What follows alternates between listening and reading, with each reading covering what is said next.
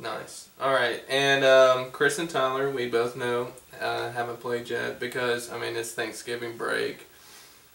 We're going to give them a little more time to play. Tyler has some projects with it being his senior year, and so... Gotcha. That's very understandable.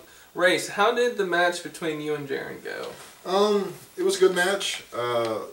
Jaren runs a good deck, but it's really big. One of the things about running 103 cards in your deck, you're not going to get a lot of the cards you need. Absolutely. I played him in a two-headed giant deck, and it worked very well there. It's a control deck, so once he's able to get going, get some stuff out, it's hard to beat. It can help his teammate, but it just wasn't fast enough versus my deck. I was able to get my creatures out really quick, swing. He didn't have a lot of blockers, and so he really wasn't able to do anything. I beat him 2-0. And you mentioned that he had 103 cards. Looking at his deck list, we're posting the deck list on the board right now. You see that there's a lot of 1s and 2s of different things. Discuss a little bit about how that affects the consistency of the deck. Okay, so if you only have 1 or 2 of a certain card, especially just 1, there's a lot less chance you're going to draw it, even if you had 60 decks. But if you have 103 cards, you only have 1 of it. That's basically a 1% chance you're going to draw it. Now, so while a lot of people in tournaments and who try to build more competitive decks, they'll run 4, which is the maximum you can have of anything that's not a basic land. And so there's a bigger chance they can draw it. If you really needed to win, like look at Jay's deck, for example, he's got 4 Vampire Nighthawks, 4 of those big cards, but he wants to draw and be able to use them. I have a Goblin deck where I run 2 Krinkos. It's a legendary creature. So I can only have 1 of them at the board at the time, but since it's so vital for me to have Krenko to win, I run 2 of them.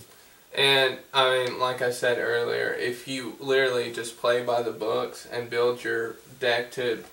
I mean, you don't have to run 4 cards at a time, but even if you have the same theme of consistency, like my deck, I run exalted creatures that are fast, but I also have the heavy hitters, and all of them usually cost the same amount of mana.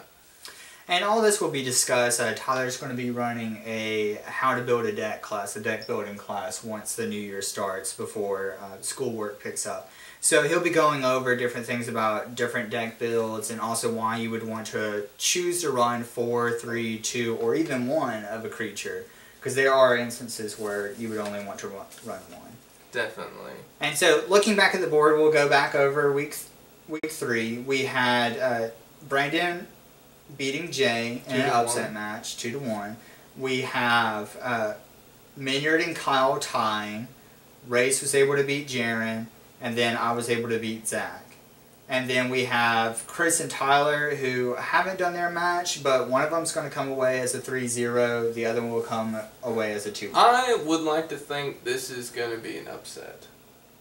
You think so? I want to think that just because Tyler whooped me. But honestly, I honestly want to think that because Chris, he's a clutch player. He is, and I played him against the first match, and he was able to get out his combo elements pretty fast to be able to build up not only life points, but also to be able to build up a win condition. And he loves Doomblade. I mean, honestly, guys, he is like, that is his card right there, is Doomblade. He loves it.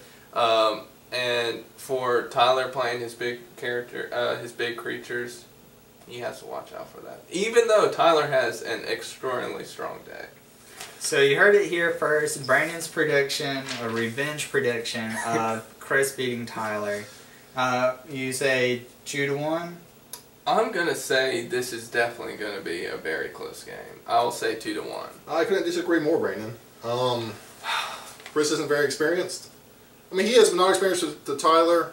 His deck is slow. It's not consistent. It's too big. I say Tyler beats him 2-0. Chris, I'm sorry. I just don't have any faith in you, buddy. I don't think you're going to be able to do it. Oh, man.